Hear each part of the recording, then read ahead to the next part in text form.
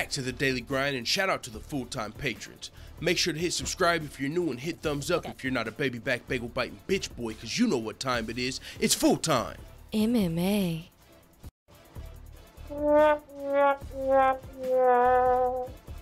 What is going on, full-time family? We've got some good news, we've got some bad news, and we've got some MMA news. So let's get into it. Let's get the bad news first so we can end this video on a good note. The bad news is we got a bullshit copyright strike from YouTube from a video we did 3 months ago, a fight companion at that. So we are not allowed to stream on this channel for the next 3 months.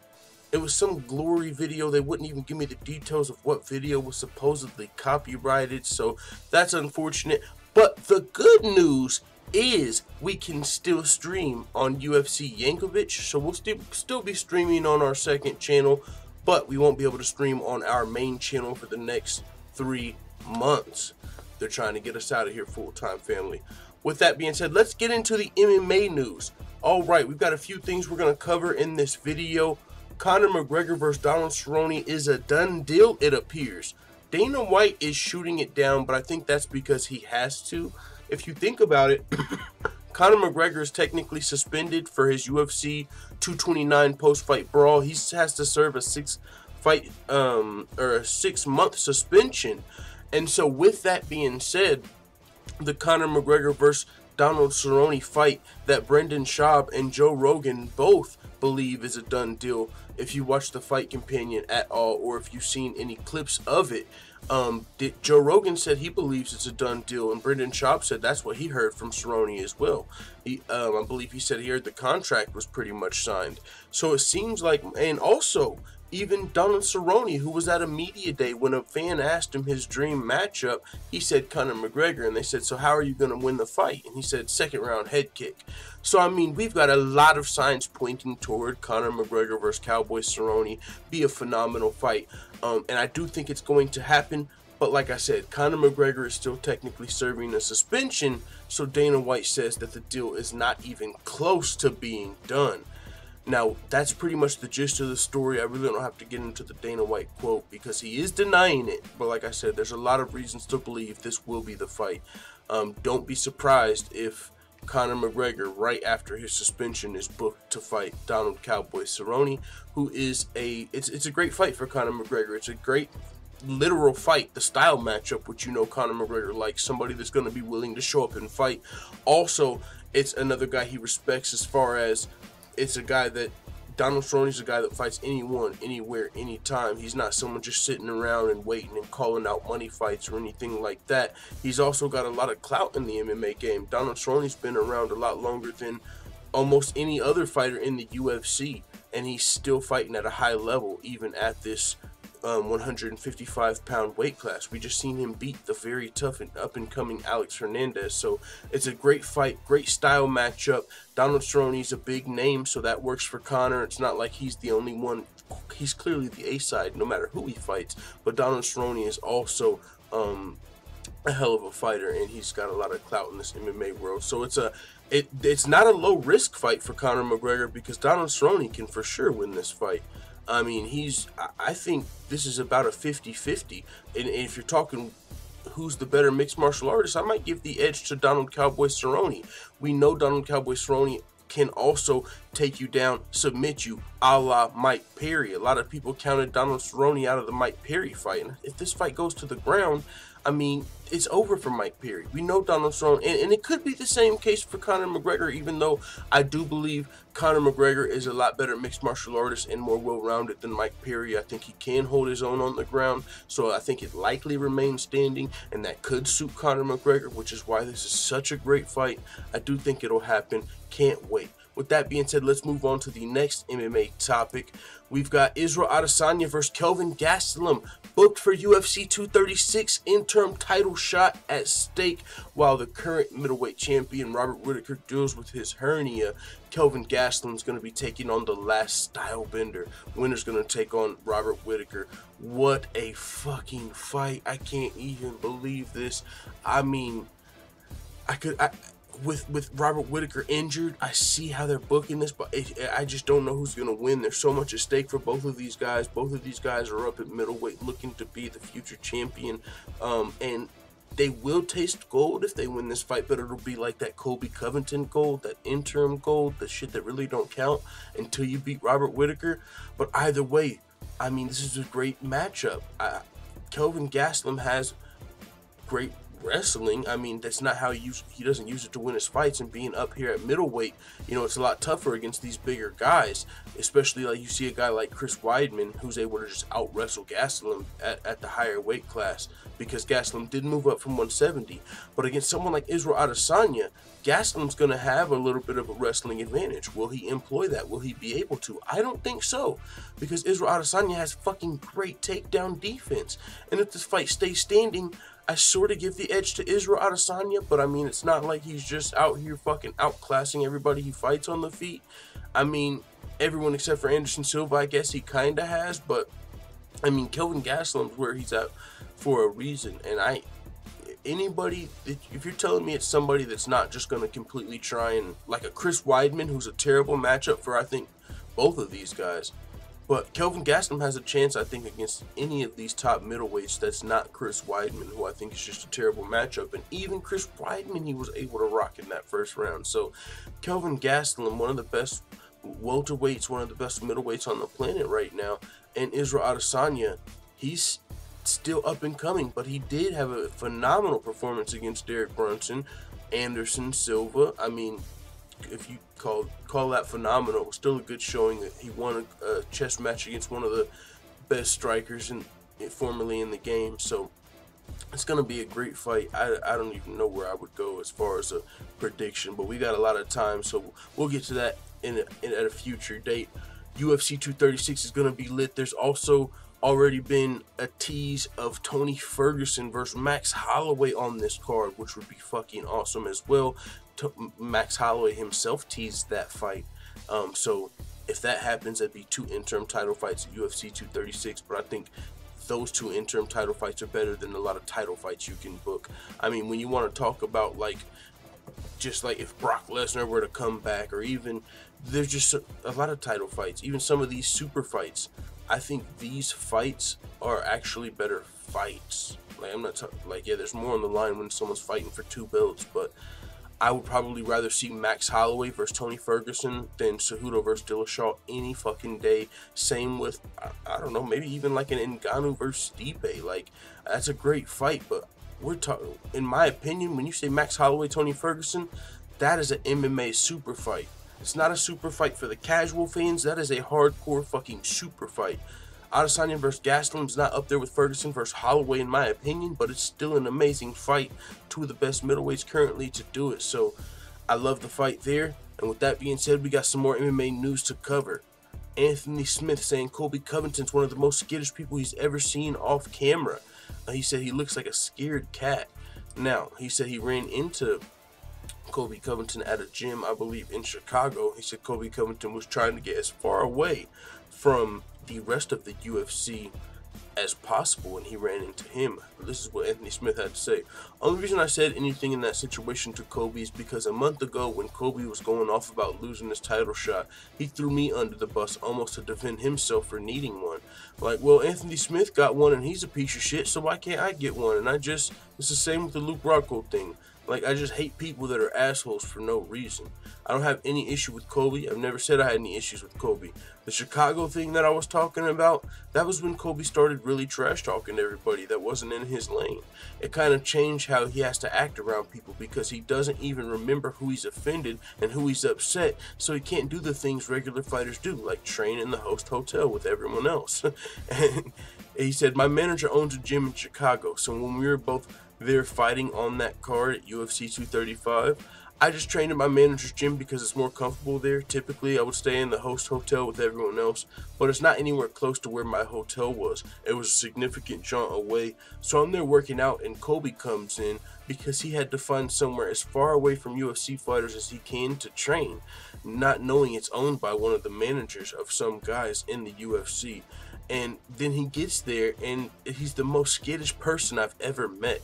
He looks like a scared cat when he's not around all the cameras. And I understand what he's doing, I get it, but he's put himself in a position where he can't just be a normal person in normal places anymore because he's pissed everybody off. So he has to hide off in the corner of the gym the whole time and keep looking over his shoulder because he doesn't know who wants to come in and slap him in the back of the head. And that's how he is away from the cameras and everyone else. That's my only issue, is that he's just attacking people who are not in his way. It'd be like me attacking 55ers. Like, what's the point of that? I don't understand how that puts you forward in your career anymore. So, and that really reminded me a lot of Tekashi 6ix9ine, and that's why I've called Kobe in the past Kobe 6ix9ine. You offend everybody. You gotta look over your shoulder everywhere you fucking go. You've offended Brazilians. You've offended fighters. You've offended guys like Anthony Smith, who you don't even fucking know. He's a killer 205-pound fighter. You throw him in your mouth, he hears that, and now you can't even go to a private gym without running into somebody you've fucking offended. And you're lucky Anthony Smith ain't trying to lose his big opportunity, or he would have probably checked you in the private gym. Where do you go? If you're Kobe, you can't even get a good training session in. Can that be good for your fights? How the fuck can you train hard for a huge fight against a guy like Tyron Woodley when you can't go to 90% of the gyms? How can you find a good training partner when 90% of people don't want to help you? So, I don't think Kobe's in a great situation, and yeah, I could imagine he's probably pretty skittish off camera. If you've seen his confrontation with, I believe, Kamaru Usman backstage at one of these UFC pressers, Kamaru Usman was like, "What's up, Kobe? What's up? Like, where's all that shit you were talking?" And Kobe was just looking down at his phone. Like, I could imagine that is the case for Kobe Covington in a lot of places. So, just some more real spill coming from Anthony Smith. Let's get on. We got another thing I wanted to cover. We got some tweef. My boy Stamina MC calls it. Aljamain Sterling wants the Marlon Moraes rematch, but also would like to humble Cody Garbrandt. Cody Garbrandt and Aljamain Sterling have since also gotten to a little Twitter exchange. Looks like Cody has slid into Aljamain's DMs. Doesn't look like he is too fond of what Aljamain has been saying in the media. He was on Ariel Helwani's show. I listened to the interview. Actually, before this, I was listening to the interview, and he was just talking about how Cody Garbrandt was one of the guys that likes to kick people when they're down, you know, and he's always on a high horse, and he would like to humble Cody Garbrandt. And he said, you know, what he does with the kid is cool. Like, you know, don't take that away from him, but everything else, he's just fake. I don't like how he comes off, and Cody Garbrandt has responded, but this is what he had to say first. Aljamain Sterling: I 100% think Moraes got lucky in the fight against me. He put me to sleep, and I would like to return the favor for sure. And Marlon Moraes did admit to getting lucky in that fight. I mean, he said, I didn't mean to knock him out with that kick. It was just supposed to be like a body kick. He ducked into it. That's how the game goes. So he did get the knockout, but Aljamain would like that rematch. He said, I think I respect his game a lot more. I think the fight would have shaped up to be a really, really competitive fight. And I'm not saying the outcome would have been different. I'm not saying I would have won, but it would have been much different fight than ending like that. About a minute into the first round, honestly, it was really shitty, and I didn't respect the guy, and his game is super humbling. It's the highest highs and the lowest lows, and that was probably the lowest moment of my career, but I kept in perspective. It was my mistake. It wasn't really what he did, it was what I did. Like I said, I just know that the fight would have been much different, a much better fight for the fans, and that's all I want. I just want an opportunity to actually put on a show for the fans. And he continued. He says, you got Cody Garbrandt. He's fighting Pedro Munoz. That's another motherfucker who's been talking a hell of a lot of shit. I lost to Brian Caraway, and there's nothing worse than a man who's riding high on his horse and kicking a man when he's down. That was the first loss of my career, and he made sure to stick the stake in my heart and keep kicking that shit in, so I'm glad karma came back and humbled him twice over. So if he comes out with a win, it'd be nice to do it for a third time. If I win another one, I think I'm knocking on the door and kicking that shit over and then some, burning the fucking house down. What the hell do I have to do to get a goddamn title shot? I put the work in, man. I'm working with, I believe, the best team in the entire game. I am a huge fan of Aljamain Sterling. He's one of the best bantamweights in the world. He don't necessarily have the politics on his side, but you can't deny a man who continues to prove he's one of the best bantamweights in the world. This is a guy, if you look at his resume, he's got no shortcuts. He gets no easy fights. Like a guy who he might be talking about here, a Cody Garbrandt, who got to fight Thomas Almeida, then go down in the rankings, fight Takeya Mitsugaki, and then get a title shot. Aljamain Sterling, for his last... For probably every fight in the UFC has been fighting against a fucking killer, a stud. I mean, the best wrestlers in the divisions. There's the best fighters in the division. And he's lost 2 split decisions. Politics didn't go his way. I talked about this previously. Aljamain, how come you never see these other fighters, you know, that everybody thinks is favored? Why don't they ever lose fucking robbery split decisions? How come Cody Garbrandt has never lost a robbery split decision? Why don't Paige Van Zandt? Why don't they ever lose robbery split decisions? When you got guys like Jorge Masvidal, Aljamain Sterling, real motherfucking killers, some of the best fighters in the world, and they lose a split decision, and it makes them have to fight 3 more people to get considered for a title shot. And that's the shit. That's why these guys have to go on 10 fight winning streaks, 11 fight winning streaks. The Max Holloways, the Tony Fergusons, the Aljamain Sterlings. These are the motherfuckers who have the resumes. And these are the people who I feel like are the best fighters in the world. They're not the people who are the prettiest faces that get the fucking... Even though, you know, no hetero, it's not like they're ugly, you know what I'm saying? But they don't have the politics on their side, and so they don't get the title shots. But Aljamain Sterling is a guy who for sure could be fighting for a title shot if there wasn't this trilogy or this trio of rivalry going on at the top. You got TJ and Cody and Cruz and the Team Alpha Male rivalry. So, you know, since you don't have a rivalry with these guys, it's hard to sell a fight with them when they have already the popularity and the rivalry and the story. And so that's why I like what Aljamain Sterling is doing here with Cody Garbrandt. He's building a fucking story and a rivalry.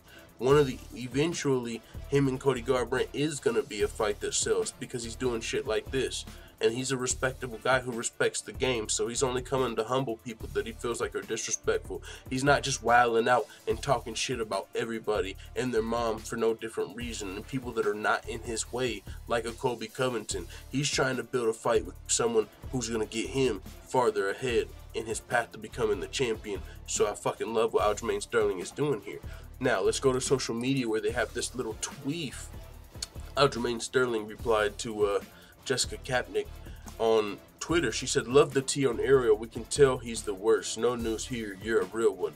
He said, "I'm sure Garbrandt's a great guy to some, and what he's done for that kid was dope. But I've had my interaction, and he's a phony prick. Typical high school jock that peacocks around. We get it. You're cool, you're good, and you pluck your eyebrows. Taking them shots." Cody responded. He said, "Coming from the guy that wears a fake-ass gold chain, we will talk after my next fight. Hope you're still with the same energy then." Oh, shit. That's what it worked. It looks like Cody Garbrandt, if he wins his fight against Pedro Munoz, will be willing to fight Aljamain Sterling. That'll be a great fight. And Aljo said, if Pedro wins, I'll fight Pedro. I want to fight the winner of this fight. Well, we actually have some heat and a real fight here between Garbrandt and Aljamain Sterling. I would fucking love this fight. And I actually think, I didn't even think about it being fake. It probably is Aljo's gold chain, but that shit is dope. I think it's a great prop. Even if that shit is fake, it fits Aljamain well. No hetero. So yeah, man. And then Aljamain Sterling responded to this. I think he won here again. He said, "You know my energy will stay the same. Don't switch up when I make a few dollars. Good luck in March. Hashtag never scared." Sipping on his lemonade. Yo, I'm fucking with Aljo. And then also Aljamain Sterling on his Twitter, I believe he said Cody Garbrandt slid into his DMs, but he's not going to post them. He says, "I love when Cody Garbrandt slides in my DMs. Cutest thing ever. I don't need to hate you to fight you. Good luck on the second. Pedro Munoz is no pushover. I hope to mix it up with the winner of this fight soon. Hashtag UFC 235. So, man, I think Aljamain Sterling played that perfectly. Cody Garbrandt responded to him. Looks like they got a fight. Cody Garbrandt's got to be careful because Pedro Munoz is no pushover, like Aljo said, and you don't want to look past an opponent that is dangerous. So Cody Garbrandt has to be really fucking careful here to not get too stirred up with Aljamain Sterling and, you know, oh, I gotta fight him next, and because you look past an opponent and you can get caught up, especially if you're coming off of a KO loss. So I hope Cody Garbrandt focuses on this fight with Pedro Munoz, and then the winner of that fight, Aljamain Sterling, seems like he's game. Loving what Aljamain's doing so far. So with that being said, we only got one more thing to talk about. Scott Coker saying the Bellator is going to have a featherweight Grand Prix coming up in October. Super dope. We've seen it now with the heavyweight division. Salute to Mystic Fulltime, yeah boy, who went, what, 8 for 8? I predicted every fight all the way out to the winner of that Bellator bracket prediction. Now we've got the Bellator welterweight Grand Prix underway. We've got MVP versus Paul Daly just happened. We've got Neiman Gracie versus Ed Ruth, I believe, already took place. We've got Roy McDonald versus John Fitch going to be fighting soon. Douglas Lima already advanced against Andrei Koreshkov. Next, we're going to be seeing MVP versus Douglas Lima. And then it's just awesome, I think, what Bellator's doing with these Grand Prix, these title Grand Prix, and they've got some killer featherweights as well who are going to be throwing down. They got Patricky Pitbull, they got guys like AJ McKee, Henry Corrales, Aaron Pico, Darion Caldwell, Leandro Higo, Emmanuel Sanchez, Sam Cecilia, Taiwan Claxton. They've actually got some legit dope featherweights that can win some fights. Aaron Pico, he lost another fight. Unfortunately, he's still one of the best prospects in MMA history. It's crazy he hasn't been able to remain undefeated because he's fighting such high-level competition at such an early stage in his career. But he's extremely young, and this actually gives him a path to the title, you know, because all of these are title fights, essentially. So it'll be interesting to see who would win the featherweight tournament. It would take a while, of course, because it doesn't all happen on one night. But I think it's a great, another great tournament that's going to be put on by Bellator. And so Scott Coker over there at Bellator doing his thing, putting on these heavyweight Grand Prix. You got the PFL. They've got the regular season and the playoffs, where sometimes in the playoffs you fight twice in one night, win $1 million on the title. A lot of innovative, new MMA in other organizations, just new styles and formats. So I'm really digging this. With that being said, I hope you guys enjoyed this video, and like I said, remember, we can no longer live stream on this channel. I don't know why the hell they went back to a video from 3 months ago and that one got a copyright strike. That's wild. So we can't stream on this channel until May 20th. 3 months for one strike. That's unfortunate. So for all of our fight companions, we will be streaming those on UFC Yankovic, our second channel. And it is what it is, man. I hope you guys enjoyed the video. Hit thumbs up if you did, and hit subscribe if you're new. Let the Full-Time family know what you think in the comments. I'm out of here. Bye, Felicia.